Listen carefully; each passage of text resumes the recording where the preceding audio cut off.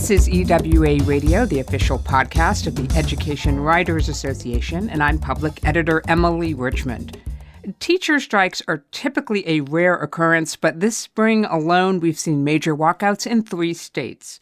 West Virginia was first, followed shortly after by Oklahoma and Kentucky. Joining us to talk about covering the issue in the Sooner State is Ben Felder of The Oklahoman. Ben, welcome to EWA Radio. Yeah, thanks for having me. I appreciate it. Let's begin with some facts. When did the strike start?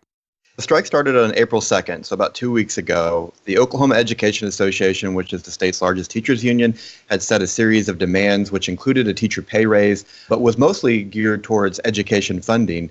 Days before that strike deadline, the legislature actually thought they had averted the strike by passing about a $6,100 teacher pay raise, a little bit of a funding boost for public education. But teachers said that it wasn't enough. And April 2nd, that Monday, they gathered by the tens of thousands at the Capitol, and they've been there ever since. For folks who may not be familiar with how education is carried out in Oklahoma, there are a lot of very small districts, some medium-sized districts, a couple of what we would consider larger districts. But this is really affecting from one end of the state to another, isn't it? Yeah, it is. I mean, we have over 500 districts in Oklahoma. Not every district participated in the walkout by closing, but many, and it's probably safe to say most did, especially our larger districts. You know, large districts like Oklahoma City and Tulsa, and small districts from all corners of the state. And it's kind of important to note that school leaders have really kind of assisted teachers by closing. Lots of school boards and superintendents made the decision to go ahead and close, which makes it easier for teachers to walk out. Not necessarily fearing for their job, you know, they're going to get paid. They're kind of considered snow days, so to speak. So they have the freedom and the flexibility to go to the Capitol and to advocate. So does this mean students really aren't losing the kind of instructional time that you have to worry about if these are snow days, or are we looking at extending the calendar here? Well, yes and no. I mean, at first, a lot of districts said, hey, we have some time. For example, in Oklahoma City, they said that they had about 4 or 5 days built in. But now a lot of those districts are having to eat into the year. Oklahoma City is going to extend by a couple days. They're going to start adding some time to the calendar. And, I mean, this is a loss of instruction time. We are in our testing window. So, I mean, the deadline is at the end of the month. Schools have to complete their mandated testing. So, in a way, it is a loss of instruction time because right now is when students would either be taking the test or preparing for it. What I do think is really interesting is there are a fair number of school administrators who say they are siding with the teachers on this, which, again, is a little bit unusual in a teacher strike. One of them, of course, is Deborah Gist. And she is the superintendent of Tulsa Public Schools. A lot of people may remember her as the former commissioner of education for Rhode Island and made her name for herself nationally as an education reformer. Where is she coming down on this? She's been very supportive of teachers, and I think there's a couple reasons for that. One, I mean, administrators have seen the impact of budget cuts as well, and, you know, I think they see teachers as a great vehicle to advocate. It's a little tougher for maybe a superintendent that's making 6 figures to really be advocating in a direct way for more funding. But I think schools have been supportive also because this really has been a teacher-led thing. I mean, you always hear that. Everybody likes to say that their movements are grassroots, but in a lot of ways, this has been. I mean, the OEA originally set the deadline for late April for the teacher walkout. Teachers responded and said that that was too long of a wait. And in a lot of ways, the OEA has kind of been following the lead of teachers. Even when the legislature passed the teacher pay raise a couple weeks ago, the union was unclear whether or not the strikeout was going to happen or not. They had to wait about 24 hours to see what the response from teachers was, and they said that they would be out there. So in a lot of ways, it really has been teacher-led, which kind of makes the exit, which we're kind of in that stage right now, maybe a little bit more messy, but we're going to see what that looks like here over the next couple of days. You described this as teacher-led, but it has been suggested that these strikes gained momentum and energy building off of the student walkouts that have happened nationally and including in Oklahoma to protest gun violence. What do teachers think about that argument?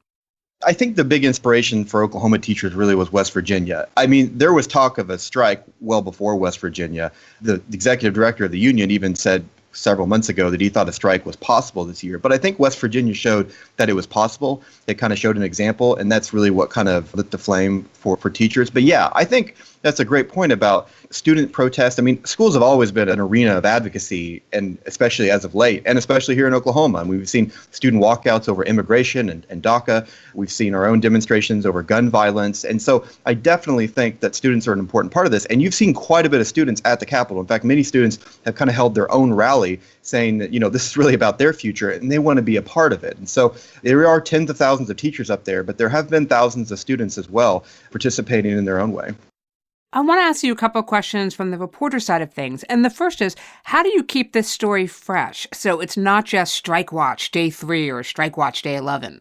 Well, that's the big question I wake up every morning with. I mean, it is easy on the first day because the first day is the first day, and the second day is that they return. But after a while, you do have to kind of find those fresh angles.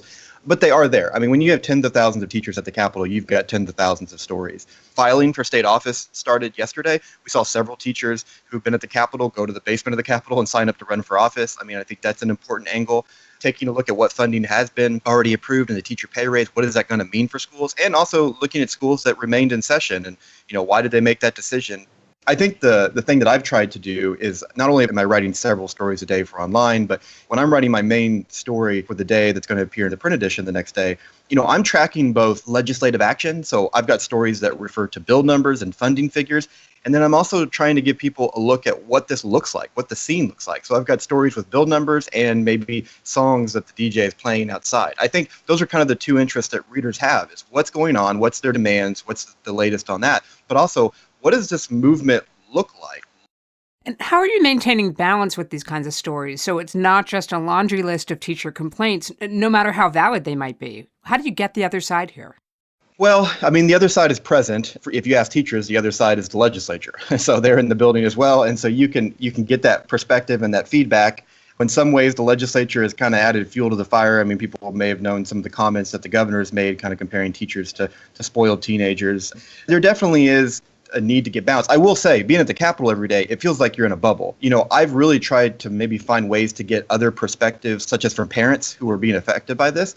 There are plenty of parents at the Capitol, but of course they're in support because they're there at the Capitol advocating. So, I've had to try to block out some time some days.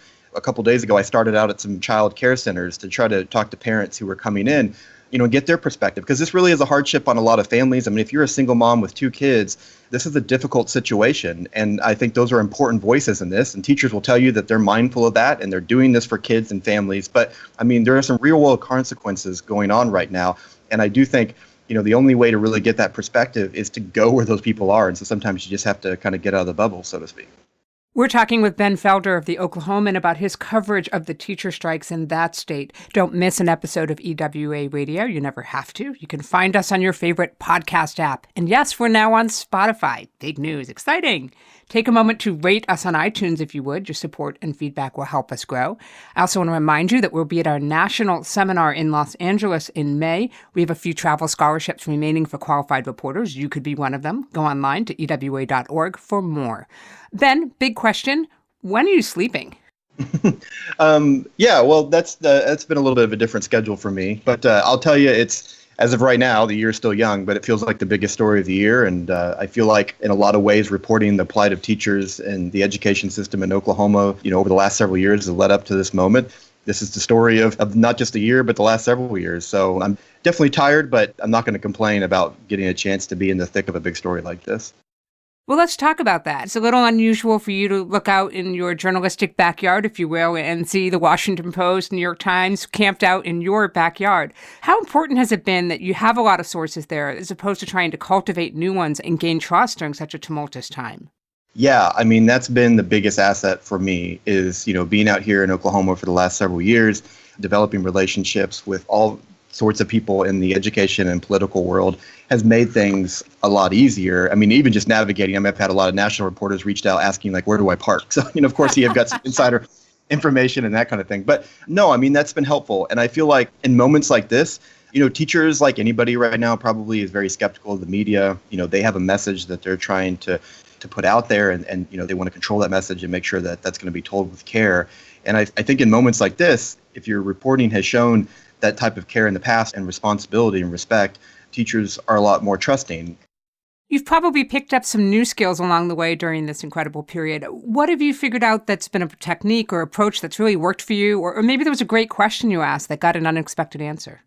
For us, this was really a social media story. So at the Oklahoman, we really tried to build on that, and we have tried to push as much content online and social media as possible. We have a really good video team. So in addition to doing video stand-ups and debriefs every day, just kind of sharing raw video of the moment. Like I said, I think people are really interested in just what does it look like at the Capitol. And I think for me as a reporter, the thing that I've really taken from this moment is is looking for those moments. I mean, it's a big story and there are a lot of moving parts, but don't let that get in the way of the moments here at the Capitol, the individual stories. You say, well, how do you find fresh angles? I mean, I think the fresh angles are the individual stories. I've tried to let my reporting kind of lead with those teacher stories and those moments.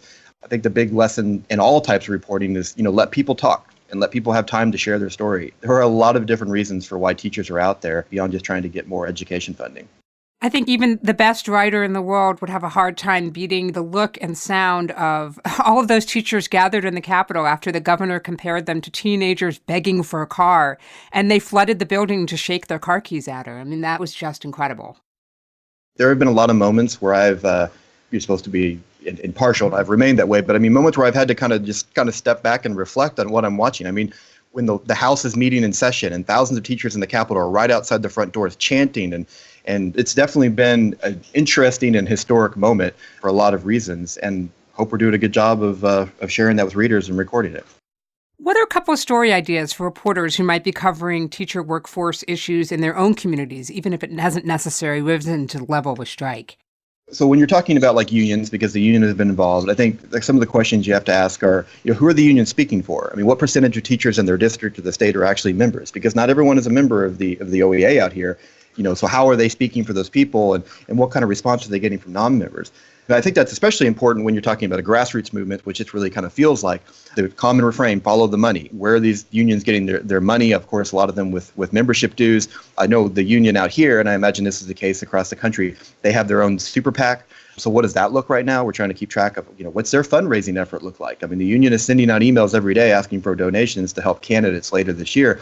And so I think that's kind of an important storyline to follow. I think, but when you're talking about a strike and a walkout, you're also saying, what's the impact on students and families? You can't ignore that. I mean, students, I think, in a lot of ways, still continue to have to be the center of the story. And if schools are going to be shut down like they are, what does that look like in specific neighborhoods and communities? I mean, there are plenty of parents, like I said, at the Capitol that are saying, yeah, I've got to have my kid out of school now. And it's a hardship, but it's worth it to me. Well, what about families that don't have that luxury of just taking time off work? I mean, people have lost jobs because of this. So this has had an impact. And like I said, teachers I think are pretty mindful of that. They'll say that they care about their students, and they obviously do, and they know what the impact is. But I think you got to continue to try to find those stories once again that are kind of outside the bubble. And then finally, I mean, what's the impact on student needs, both academically and social? I mean, a lot of students rely on daily meals. Schools have been doing a lot actually during the walkout to still provide those. But then academically, I mean, I know Oklahoma City just came off of a 2-week spring break. They were back for a week, and now they've been off for 2 weeks for this walkout. I mean, it's 4 out of 5 weeks that the state's largest district has been out, when you've got a lot of students that don't speak English, a lot of students that are trying to catch up academically. I mean, that's going to have an impact that's going to be necessary to track, not just now, but to continue to follow up in the weeks and months ahead. Ben Felder is a watchdog reporter for The Oklahoman and covers the state's public school systems. Ben, thanks for making time for EWA Radio. Yeah, anytime. I listen every week. That's a nice thing to say. Oh my gosh, that makes me so happy. Thank you, Ben. And you should be listening every week, everybody, because this is the official podcast of the Education Writers Association. The mission of EWA is to strengthen the community of education writers and improve the quality of education coverage. For more than 70 years, EWA has helped reporters get the story right.